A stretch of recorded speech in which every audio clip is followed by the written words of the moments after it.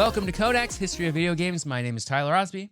And I'm Mike Coletta. And this week, we are on Nintendo Before Video Games Part 3, the hotly anticipated threequel to our Nintendo Before Video Games Part 1 and Part 2 series that Mike is taking us through.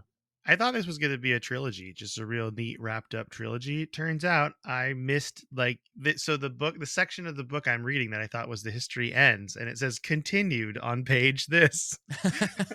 So I just completely, because I just looked at it like in passing. I was like, oh, I'll just read this chunk and then we'll do that. It turns out there's more, which is good because I finished reading it and I was like, that ended abruptly. And I'm like, oh, there's way more. Nice. We can call it still a trilogy, but this is Part 3, Part 1. Yeah, Part 3, and we'll Part have 1. Part 3, exactly. Part 2. It's like the Fast and the Furious movies. There's 10 of them now, but the 10th one is just Fast 10 Part 1.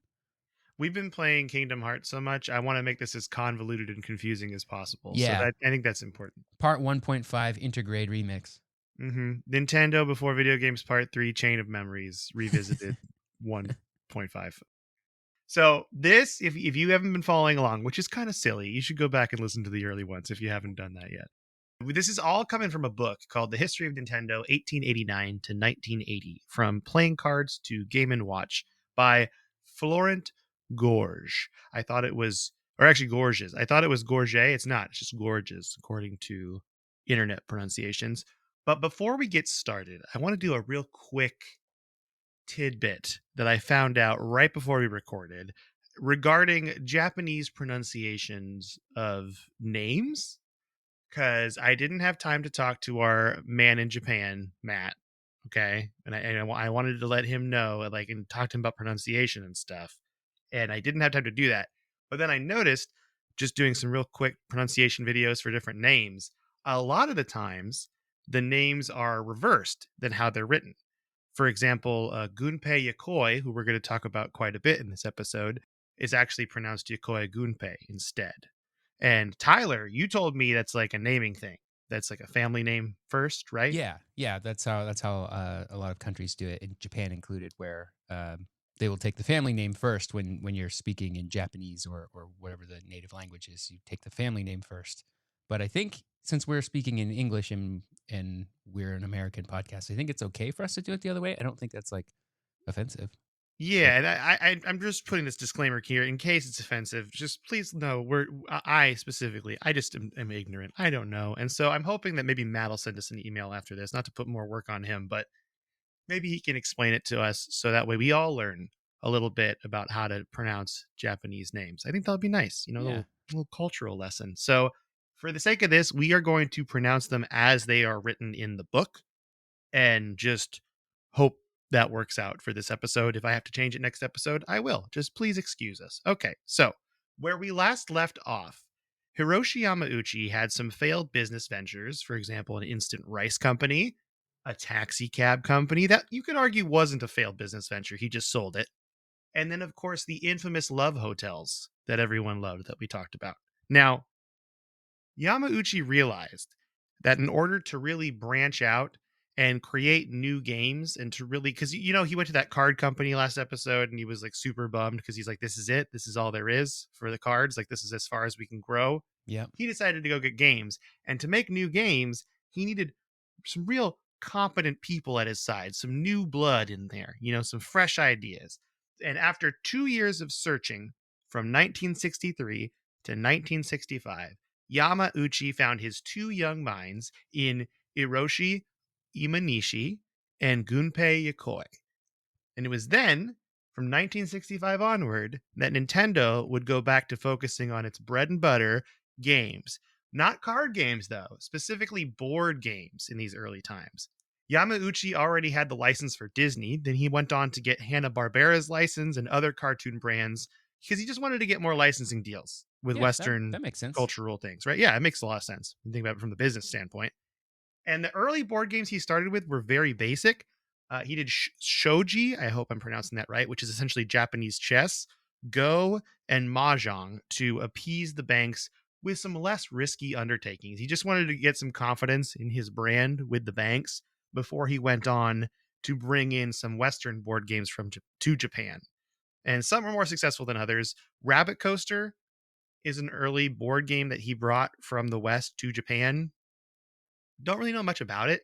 It kind of looks like Mousetrap a little bit. It's like that kind of feel to it, where it's got Okay. all this stuff going on, like all these moving parts, you know. Yeah. And but it was the first successful one. The book doesn't really go into that much about it, and I didn't really want to bother with going too far into it because, quite frankly, it's just a real blip. We're going to go into some other games here, a little bit more detail that I'm pretty excited about. Not just games, but also toys too, which is really cool. So, a notable failure that was mentioned in the book, though, was Twister. We all know Twister. You know Twister, The right, hotspot. Tyler? Yeah, the hotspot. So, in 1968, Nintendo brought a version of Twister to Japan, and this was a failure because the entire premise of Twister, if you're not aware, is to kind of embarrass yourself in front of your friends. Like, you're being put in compromising positions next to your friends. Very funny. Haha, everyone has a laugh.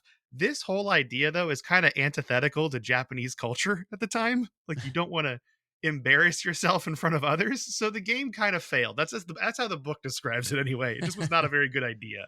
It didn't translate well.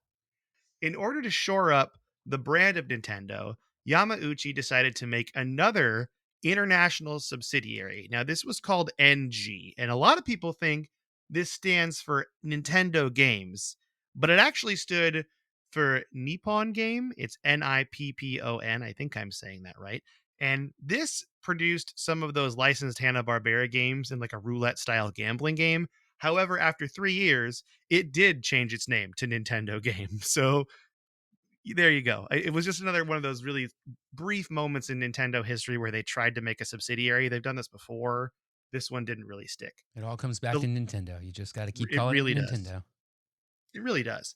The 1960s also saw a time of invention for Nintendo. They made some games like the Love Tester, the Ultra Machine, and the Ultra Scope, which we're going to talk about some of those today. But The most Ultra of them did. Hand. Yeah, the Ultra Hand we're going to talk about. Yeah, Great, the great. Ultra Hand we're definitely talking about.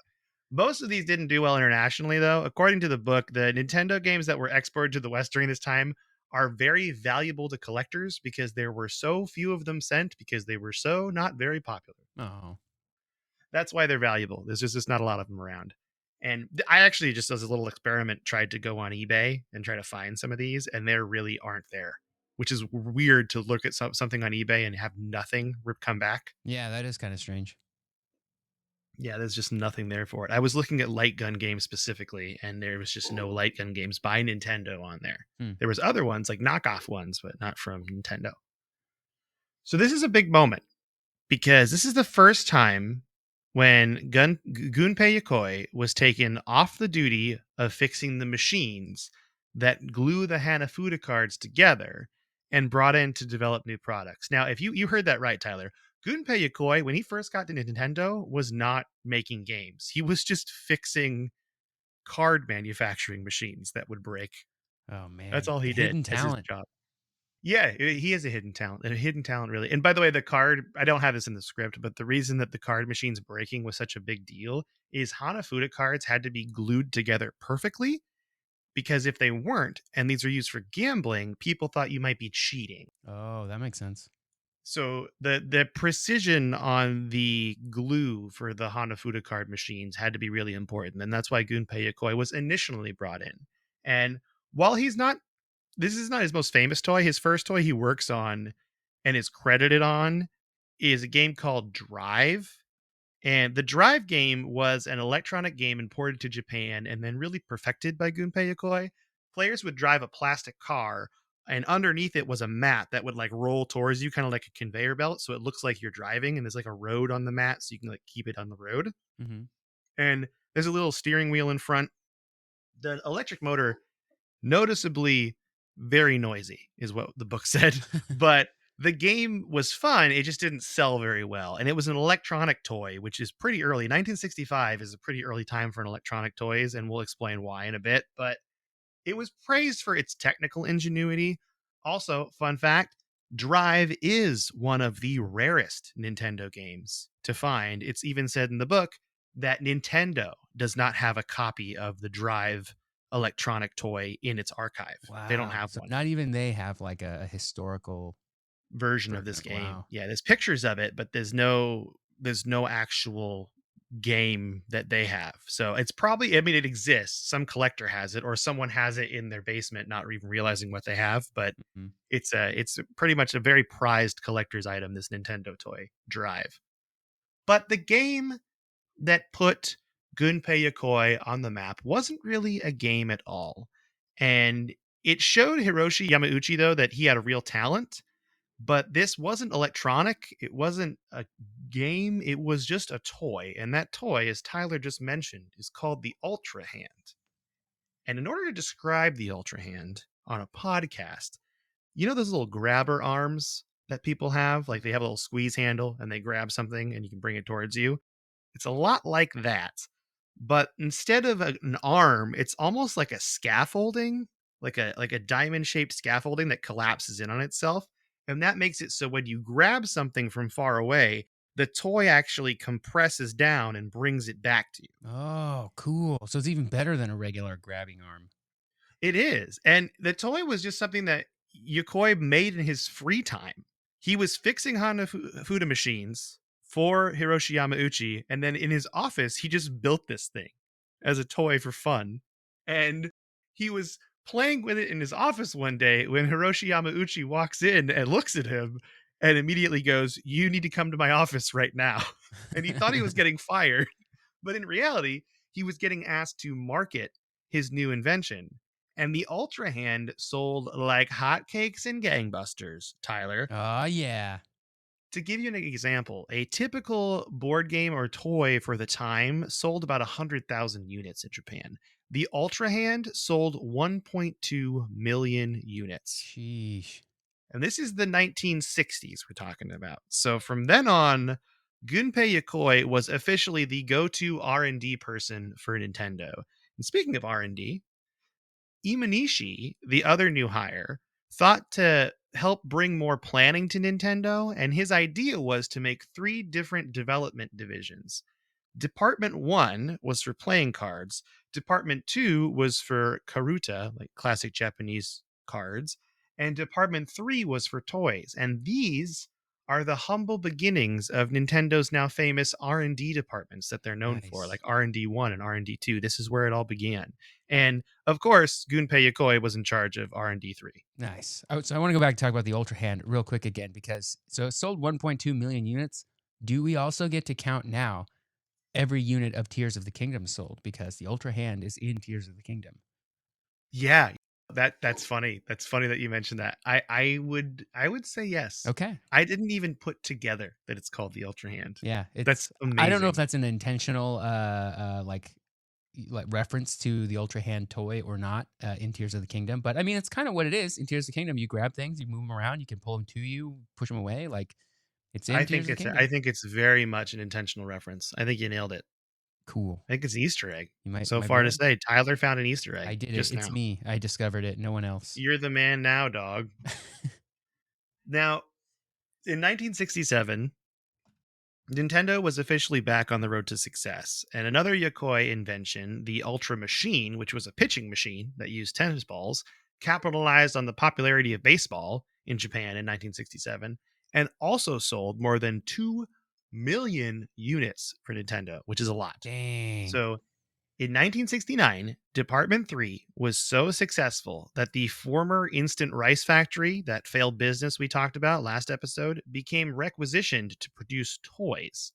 The numbers tell you how good that they did too. If you move from cards to games, like in 1967, 70% of Nintendo's turnover, they use turnover in the book, I'm pretty sure they mean profits, was cards.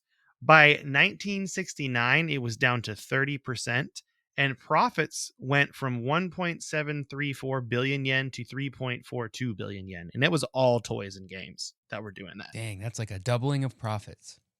That's right. So this gamble was successful. And Yamauchi even says himself about the turbulent times before this that in the end, this is a quote, in the end, if Nintendo hadn't been listed on the stock exchange at that time, we probably would have gone bankrupt.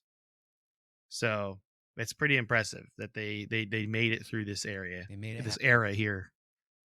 Now we're going to talk about like how they're making toys, but they're not really doing electronics that much specifically. I mean, they had games like Drive, which were really, really early, but they didn't really do the electronic toys much because no one else was really doing it. And the competitors of Nintendo at the time were kind of afraid of making electronic toys because electronic toys were very costly, and it would the idea of manufacturing them was pretty tedious, right? Because you could end up with a flaw that would like ruin a whole batch if Mhm. it's not done correctly. But lucky for Nintendo, they have Gunpei Yokoi, and he's an engineer extraordinaire, and he's going to make these toys for them. So the first major success in electronic toys by Nintendo was the aforementioned Love Tester in 1969. So, do you know what the Love Tester? Have you heard of Nice. this, Tyler? I've only heard. I think it's like two things you hold on to, and then that's all I know. I don't know. Yeah. So, what you do, this was marketed towards like teens and young adults, is you have two people hold hands. And then with the other hands, they touch this ball on the love tester. And then you turn the love tester on and it gives you like a score. Now, do we know what the score means? Of course not. Do we know how they're getting it? Of course not. But the score apparently is how much you like love each other. Okay. So the implication is, yeah, high score means you love each other. Yeah, Yeah. I Okay. think so. And it was mostly like a novelty party game, but it really took off because it was like young people and teens would have this at a party as like a fun little like joke thing. You remember when we were in college, Tyler, and everyone was going on to chat roulette at parties? Yeah. It was like that. It was like the chat roulette at the It was time. chat roulette of the It day. You just pair random people and see what their love connection is. exactly. It was that. It was chat roulette, but How, in the room. how many people you think like got married because of that? Like two people did this thing, and it was like, oh, you guys love each other, and then they like went out on a date, and then they got married. I hope a lot. I really do. Yeah. I want love to. I believe in love, Tyler. I don't know about you, Yeah. but I want it to Me happen. too. This toy took off. It had a really lofty TV marketing campaign that also helped push it really hard too. And Nintendo was once again flying high in 1969 thanks to electronic toys. And their electronic toys were so popular, they actually caught the attention of the giant corporations that created and manufactured electronics in Japan at the time. And one of these companies, which I feel like most of us will know, is Sharp. We all know Sharp, Yeah. electronics I used to company. have Yeah. a Sharp TV growing up. Yeah, so they actually sent Masayuki Uemura to meet with Nintendo and to sell a new hot ticket item they had for Nintendo to put in their toys called the Opto Electronic Unit. Now, Uemura was immediately ushered into Gunpei Yokoi's office, and then they both just sat there and brainstormed how they could use the Opto Electronic Unit in toys. And what they figured out was an invention called the Opto Electronic Gun, and what we now know today as the light gun. So, the way this works, and I'm very much breaking it down into very simple terms here, the gun shoots a little harmless stroboscopic beam. And that beam, when it's picked up by the optoelectronic unit, completes an electric circuit. And they can use that completed electric circuit to do all sorts of things. But the main thing is it gives the person shooting the light gun the impression that they hit something, Okay. like they hit a target, right? That's the whole gag. It's like, really, you're just shooting a beam at a little sensor that senses the beam and it completes the circuit and it turns the light on, or it'll make like a little cowboy figure put his hands up and die or something like that, right? Hmm. Or the ducks die on the screen. Very similar. So, guess what? Nintendo has another winner on their hands. You all know this story. The light gun is super successful. It sold 200,000 units the summer it was released in 1970, Dang. and it sold for a price of 4,000 yen, which is pretty expensive. So they made a lot of money, and it would go on to sell over 1 million units. So they made lots and lots of money off of this. While Nintendo did have issues with faulty units in the beginning, like we said, like electronics manufacturing was not as advanced as it is now, and it's kind of new. So they definitely had some guns that were broken on release. That it still didn't matter. It was still considered a huge success because they sold so much of it. And then Nintendo actually joined the first market of Osaka in 1970, just another stock exchange because they're making so much money now. They're getting bigger. They're getting bigger and bigger and bigger, which is great. We love this. Uemura, who found out he was being transferred by Sharp to a different location in Japan, actually decided instead to resign and stay in Kyoto and work at Nintendo. And if the name Masayuki Uemura sounds familiar, that is because he will later go on to design the Famicom, Dang. which is, yeah. So he just met Gunpei Yokoi in an office one day. They thought of the light gun, and then later on down the line, he's going to invent the one of the most successful home consoles of all time. It's pretty crazy to think about how much history Nintendo had before they were a video game company. Like they were pretty big and successful before they ever made a video game. Yeah, That's right. I mean, crazy. this is all pre Game and Watch. We're Yeah. gonna we're pretty much gonna go up to Game and Watch and then stop. But we are gonna talk about some electromechanical arcade games next episode, which I'm really excited to talk about.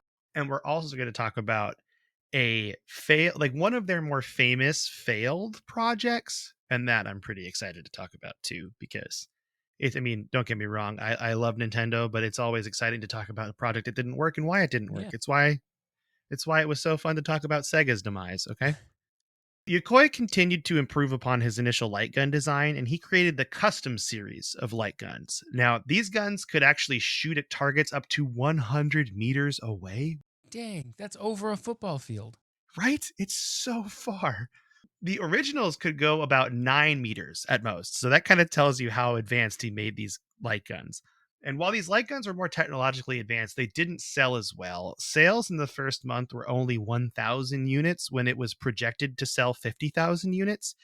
Now, there were two big flaws. First, the price. So the game, like the targets, cost 7,500 yen, twice as much as the original. But on top of that, the rifle by itself cost 14,500 yen, which is way too expensive for the time. That's way too expensive.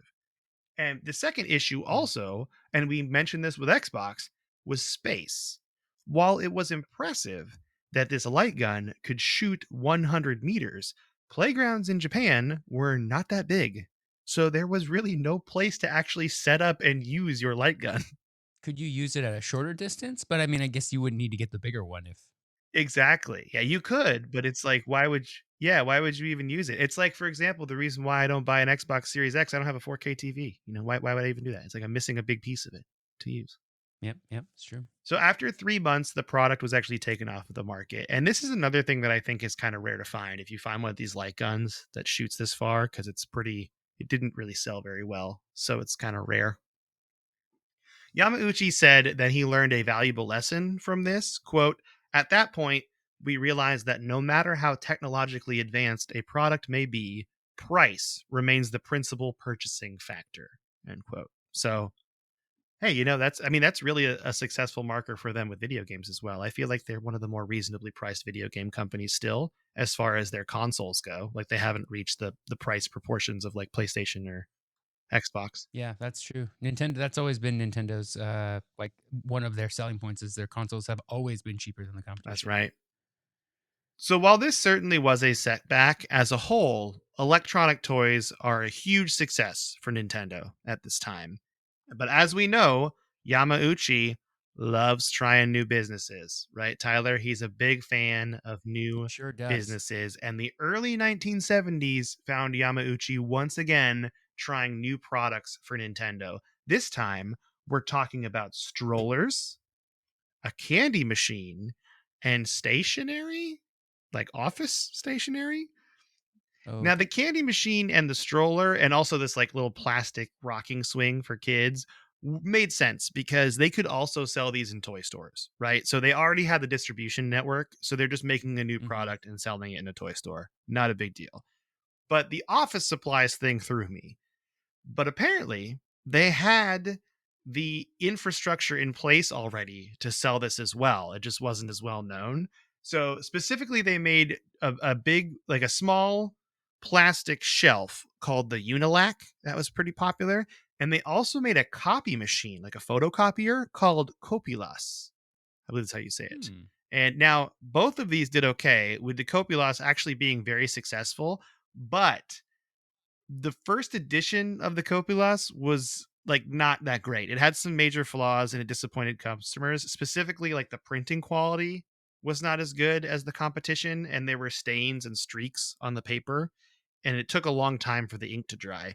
So that while they sold a lot of these copiers, the customers weren't very happy with these copiers. Oh, that's too bad. Yeah, and then by the time Nintendo released newer versions, the Copyless Dry and the Copyless B5 models, at that point they kind of lost the market. Like no one really wanted to buy a Nintendo copier again. Yeah, their first impression was not great, and people were like, "Ah, I don't buy Nintendo copiers." Exactly. It just didn't go very well. But the final venture for stationery was a felt tip and ballpoint pen market. And from what it sounds like in the book, like these didn't do like terrible failures, but they weren't like wildly successful either.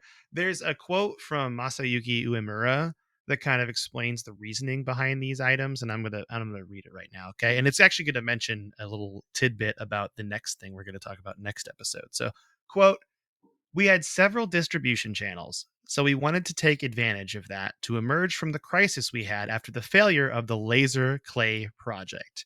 People might be surprised by such things, but from a creative aspect, Nintendo's teams and myself were also into pragmatic products. With the Game and Watch, for example, not only did we want it to be fun, we also wanted it to have a useful side. That's why we implemented a clock into the LCD screen. End quote. So while they are designing toys and games, they also wanted to design products that were useful, like pens and copiers and stuff like that. They figured they had the technology there; they might as well produce something. Yeah, that makes sense. And you never know when a weird, unexpected hit is going to come around because like that's how they've gotten into a lot of their new businesses when they went from cards to like toys. They had something that was like just kind of an unexpected hit, and so you just kind of try stuff, and then when something hits, then you keep exploring that. Yeah, and actually, this I'm gonna skip around here real quick because I think you just brought up a really good point. And like the question I had while reading this whole section of this book was, why did Hiroshi Yamauchi go into other businesses, especially after the whole like Love Hotel instant rice taxi cab debacle? And I think the big answer to that question is now he has a team. Like he has minds behind that he can trust. It's not just him. He's got Gunpei Hmm. Yokoi, he's got Masayuki Uemura, who were both like the inventors. And then he's got Iroshi Imanishi, who was like the business-minded brain that created all these R&D departments. So with this team now, he has a stable enough base with the toy business that he can like slowly branch out to places where it makes sense, right? Because I think we can all agree card games to love hotels is a huge jump. But photocopiers, when you're already making electronic toys that use light technology, not super far of a jump, right? Like it's Yeah, yeah, it's a different, like a whole different like industry or different market that you're trying to get into, but it uses similar technology, or at least it seems like it exactly. does. So that this is me editorializing. This is not in the book, but I think that's why it's safe to say like that took place. Now, I want to go back to we're going to close on this today, but that laser clay project that do you know about this, Tyler? Have you heard about this? No, So no. this is going to be next episode, and it's a failed business venture by Nintendo, but it's a really interesting one. So I kind of wanted to stop here. This seemed like a good place to stop, and then next episode we'll jump into the laser clay shooting system. But until then, Tyler, what you been playing? This week I've been playing. Let me think. Well, more Kingdom Hearts. Still going on that. The second game is much harder than the first game, and I keep getting stuck on just like trash mobs. Dude, it's so hard. I'm watching you play it, and I feel so bad. There's a lot of like just like one hit KOs that some of the just like regular enemies can do, not even bosses. That is like kind of frustrating because it just means I have to pay, it just means I have to pay attention all the time, which I guess is fine. This is me. It just sounds like I need to skate better, right? I'm just like crying about how bad I am at video games, but I don't know. It's a little frustrating. The bosses are definitely harder, and I feel like I've had to stop to like grind a little bit more. So yeah, I don't know. I'm still having fun. I think the game is overall a lot better. Like all the cool new things they add to the game over the first one, which we'll talk about when we get into Kingdom Hearts 2. But I think they all add something to it. But the extra difficulty is wearing on me a little bit. Although maybe it's just I need to get better. Maybe I Well, just you don't are playing have on the right proud build mode. or I think you need to give yourself some more credit. You're playing it on a harder difficulty. We could always drop the difficulty down if we wanted to, right? Are we locked no, in? we can't. We are locked. Okay, never mind. I take it all back. Yeah. we are locked into the difficulty. So yeah, and we play the other games on proud mode. So it's definitely like the proud mode for Kingdom Hearts 2 is harder than the proud mode for both Chain of Memories and the first Kingdom Hearts. And there's another difficulty above proud mode called critical mode. I'm glad I didn't pick that. I don't even want to No, think about that right proud now. modes I think are speed. I say are like I'm actually doing anything. I'm moral support. But you beat Oogie Boogie pretty easy last night. I mean, you Yeah, breezed Oogie through Boogie wasn't Halloween too bad. Town. You breezed through that Yeah, in like an hour. there's a little bit more freedom in terms of what order you do some of the worlds, and with that, because the worlds are their power levels are static and fixed, they're not just like they don't like adjust with you or even go in the order that you go to them in. They're static and fixed. I went to Twilight Town probably much sooner than I should have, and I was getting totally wrecked, and I was like, this is not fun. And then I realized that it was much higher battle level than like the 3 worlds that I still have on the map to go to. So I was like, oh, well, I should just go do those then. And then by the time I get back to Twilight Town, I'll be leveled up and maybe it'll be a bit easier. So I've been playing that. Been playing some more Tears of the Kingdom. Not a whole lot of it. I just kind of pick it up and play for a little while when I like on Friday afternoons when I have a little bit of extra time after work. And I bought Diablo 4 yesterday and I played for maybe half an hour last night before I went to bed. And it's pretty cool so far. It feels like Diablo. I haven't unlocked really any skills or anything yet, so Was I there a don't really queue have. for it? There was not. No. Okay, I might buy that today then because I wasn't gonna buy it because I thought it was kind of crazy to get in because someone at my new job posted a thing in Slack that was like, "This is the queue," and it was like 1,200 people waiting in front of you or something like that. Yeah, I think there are large queues at certain times of the day, but I don't know if that means like, oh, you have to wait a minute to get in, or if it means you have to wait an hour to get in. You know, if it's like if it's letting in 1,000 people a minute, then like I don't mind waiting a minute. And I was also playing like 1:30 in the morning, 2 o'clock today, so like that's probably a low queue Well, time. I might buy it today then because I've wanted to play it and I was like, I don't have a game on PC I'm playing right now. So I guess I'll just take over in the what you've been playing segment if you're Yeah, done. yeah, Uh, I think so. Yeah, I think that's it. while you're playing while you're playing Kingdom Hearts, I'm usually just holding my Switch handheld and playing Tears of the Kingdom. That's kind of what I've been doing. And I would like Hmm. to have a PC game I'm playing as well. And speaking of which, I picked up Dishonored last night just to try it because it's only like 12 hours to beat that game. And I might just breeze through that. It's on Game Pass, but Diablo 4 is something I feel more into right now than Dishonored. So Yeah. I might pick And that up. Diablo is like because it's a multiplayer game and because it's like what people are playing right now. I think there's definitely value in picking it up when it's new rather than waiting for it because it's also not going to go on sale. It's a Blizzard game; they Yeah, don't go on it's sale. never going to go on sale.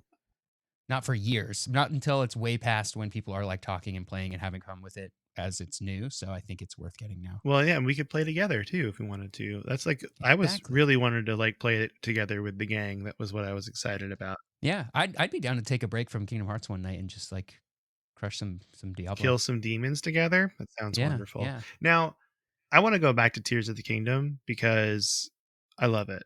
And I want to talk to you about it. Have you gone in the depths at all yet while you played Tears of the Kingdom? Not yet. I did just unlock the ability to, I think, but I have not gone down there because I'm on the surface. Like I'm trying to get all the towers right now. And then just, everything along the way. Every time you're like, I'm going to run off in the distance to get a tower. And there's like 800 things Oh along the yeah. way Well, that are like fun to do. Like I love it. That's what I really love about that game. that's But what I'm anyway, doing too. So what I did is what's funny is the moment you get the little like sail to stop yourself from falling, you can go into the depths. That's all you need. But yeah. the funnest part for me is I unlocked auto build, which is the power that lets you just take things you've built before and build them from raw zonite if you don't have the materials or build them from the materials. Oh, I didn't know that was even in the Oh game. yeah, sorry. Spoilers everybody. No, I don't care about spoilers. Yeah, I That's mean, fine. honestly, it's not a spoiler because if you've seen anything on like TikTok or Instagram or YouTube about Tears of the Kingdom, chances are you've watched someone use auto build. But Okay. it's really great because there is, and it's pretty popular now, like most people know it. You can build a really useful, cheap hover bike with 2 fans and a control stick pad that you stand on.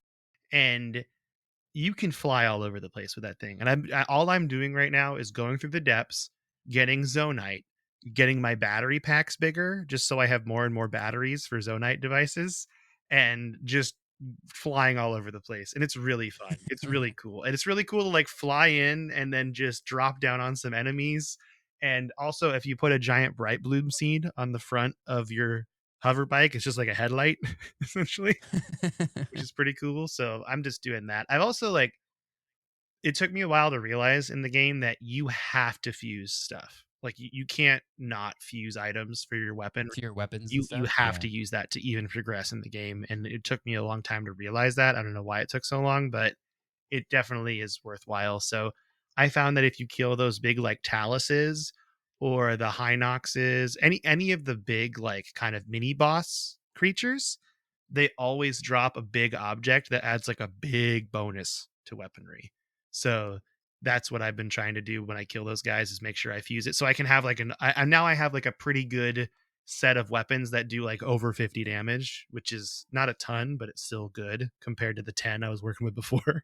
Dang, that is a lot of damage. Actually, that's like higher damage than I can fathom right now. Yeah, well, I apparently you can get a spear and something with like Lionel's that does like over 100, but I Dang. haven't gotten that far yet. Yeah, so I beat a Bokoblin and got his arm, and it was like 20, that's and then I awesome. fused something that was like 25. Those arms are great, but the problem is they break super fast. Like if you Yeah, use it yeah. to a sword, it'll like break after like 4 or 5 hits, but that's enough to usually kill like a bigger enemy, like a bigger goblin or whatever. So, or moblin Hmm. or horoblin, whatever you tickles your fancy.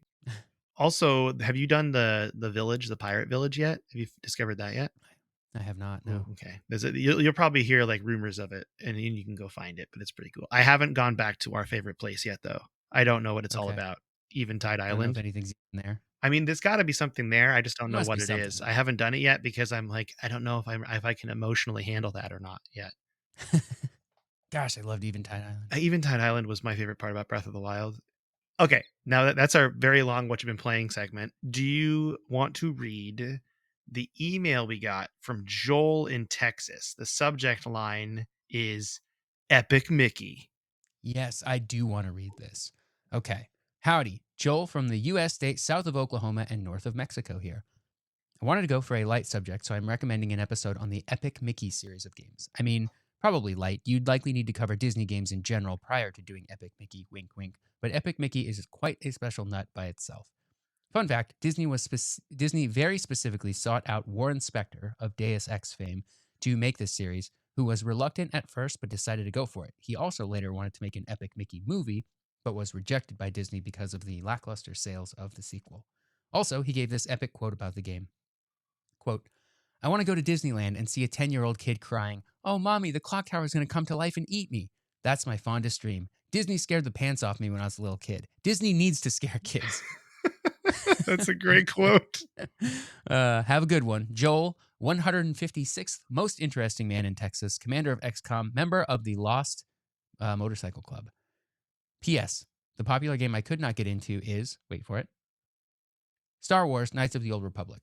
Something about the game just did not do it for me. It's probably just a played at the wrong time sort of thing, but I don't really plan to try it soon. I've got too many games. See y'all.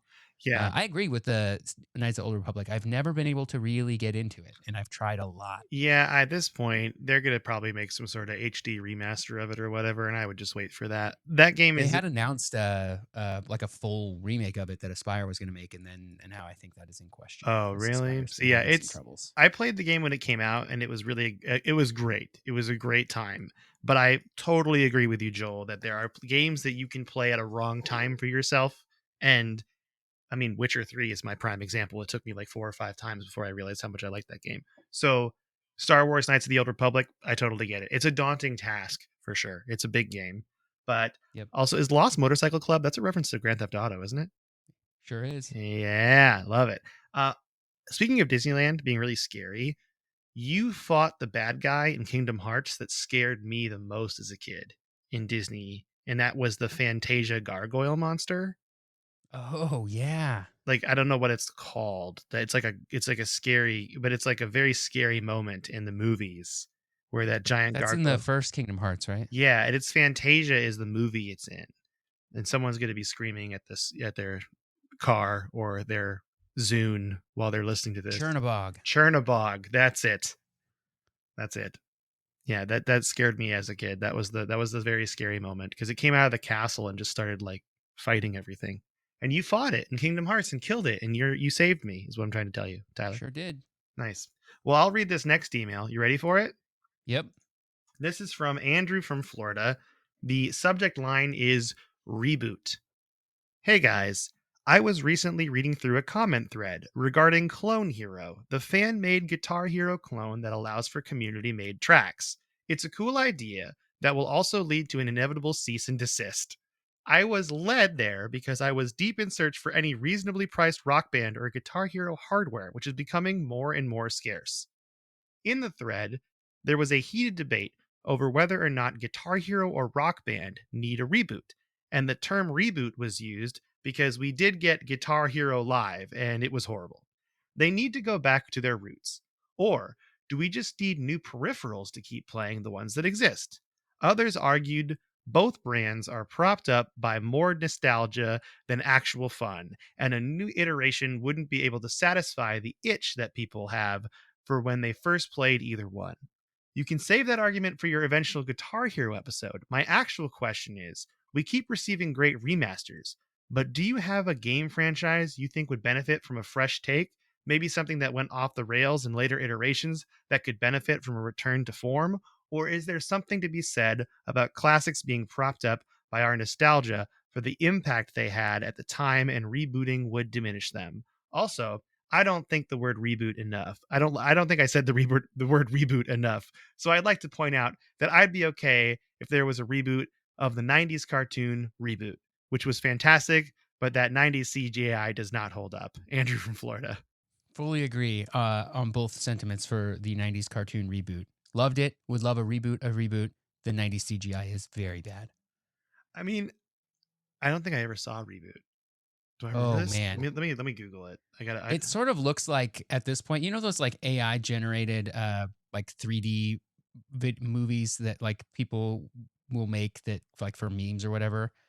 Uh, that's kind of what it looks like. Oh, I remember Reboot now. I'm looking at it. I remember this game. I remember this movie, this TV show. It's weird. Yeah, watch some video of it too because the animations are real bad as well. Like the screenshots are fine, but you got to see it in motion to really get the not aging well. Ah, gotcha.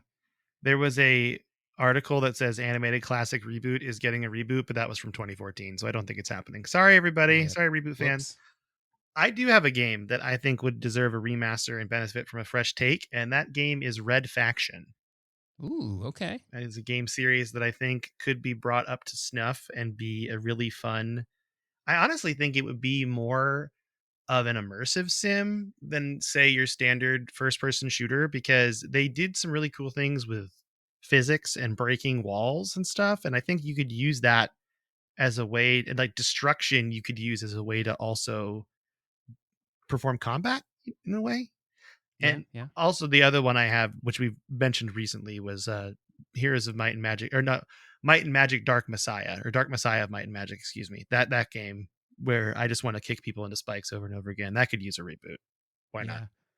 Yeah. For me, I think I would love to see a like reimagining reboot, like not just a like remaster, like but like a full on let's do this game again. I would love to see the Jack and Daxter series remade. Oh yeah, that's a good one. And I think they should either pick the like lighthearted and colorful fun that the first game was and do that for 3 games, or take the really really dark part of 2 and 3 and do the first one in that style also, or at least have more hints that that was coming, because there's a very strong break between the first and second game in that series, and uh, the thing that happened in between those 2 games was Grand Theft Auto 3, and you can like see it happen here. Grand Theft Auto 3 like changed the direction of Jack and Daxter 2, Jack 2 I guess they called it.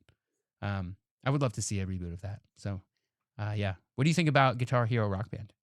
Personally, I actually, I mean, I love Guitar Hero and Rock Band. I think I have that same nostalgic feel though that Andrew's talking about. But I was reading an article, I want to say it was like a year ago now, about how there are third party Rock Band and Guitar Hero controllers being made.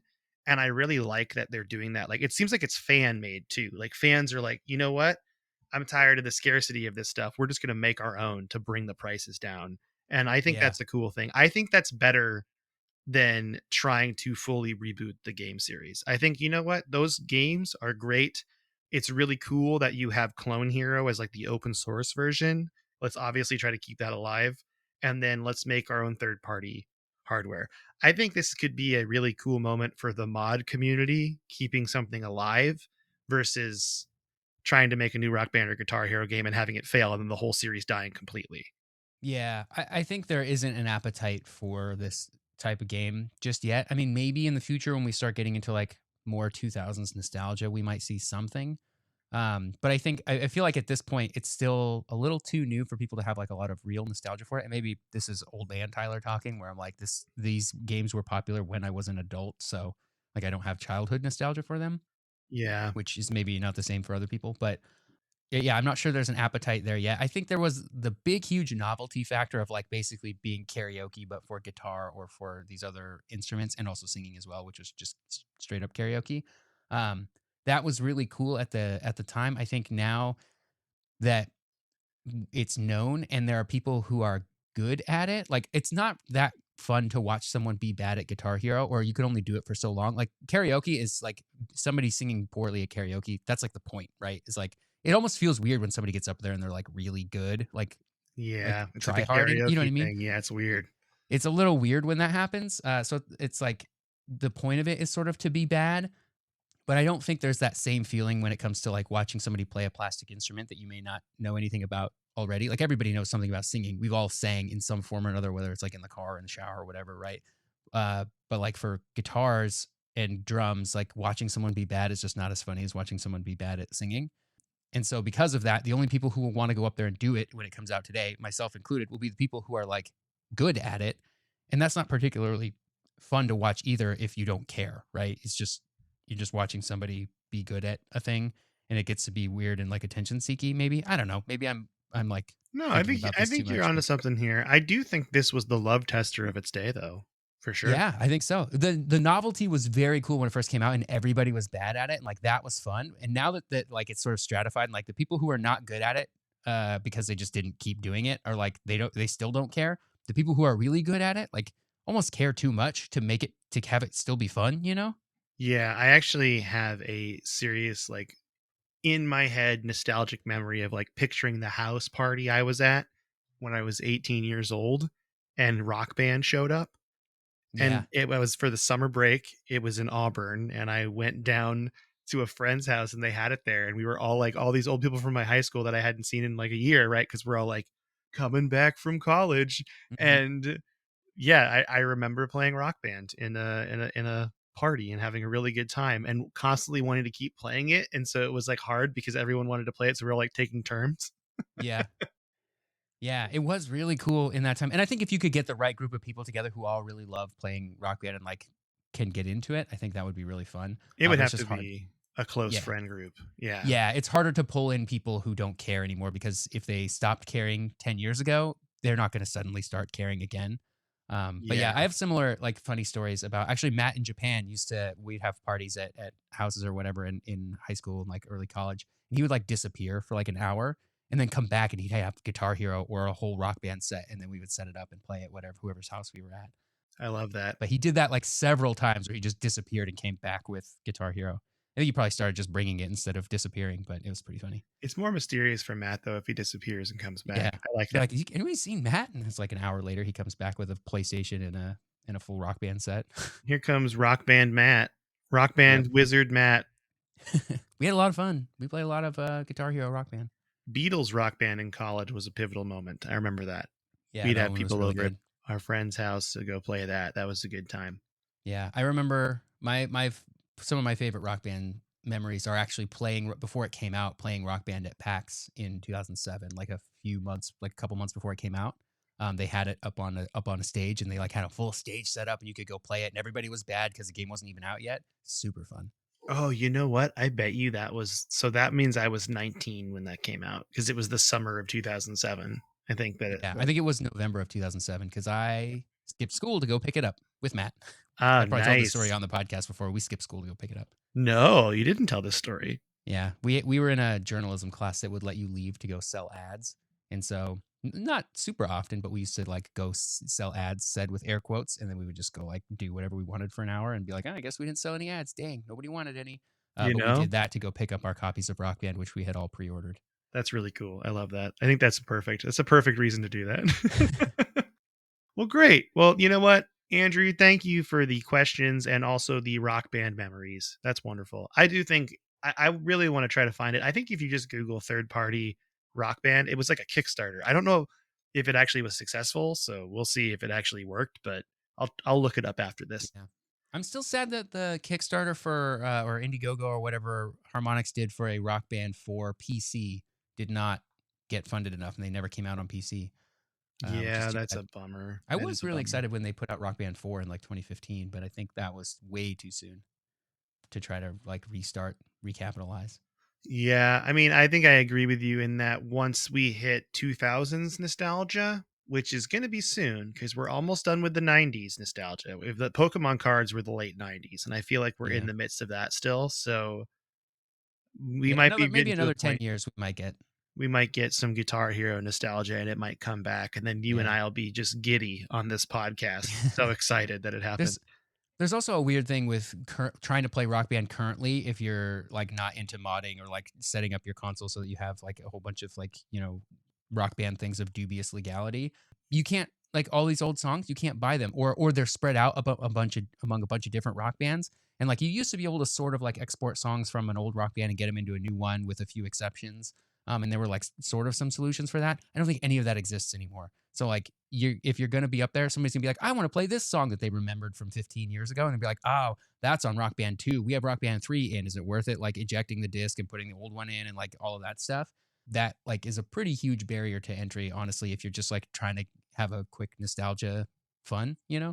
Yeah, I also think that Beat Saber has kind of taken this niche away Yeah, yeah. Beat for Saber's the cool. rhythm game aspect. That's like the modern take on it that has it. Not like it's the same thing. I'm not saying that, but I am saying that whole rhythm game aspect.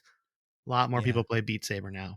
Yeah. Rhythm games won't die, but I think the Guitar Hero Rock Band thing is still a little too soon to bring it back, in my Yeah, the opinion. age of plastic instruments is not ready to come back yet.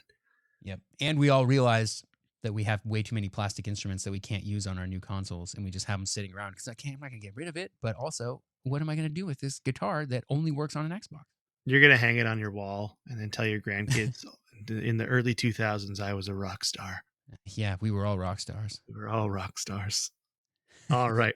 Well, if you want to send us an email, you can do that at codexhistorypodcast@gmail.com. You can also go to codexpodcast.net. That has all of our links on it for Discord, Twitter, for our Trello boards as well. You can also send us an email through the contact form there, or you can play a terrible version of Pong I made if you want to play that as well. But other than that, Tyler, do you want to say bye to everybody? Goodbye, everybody.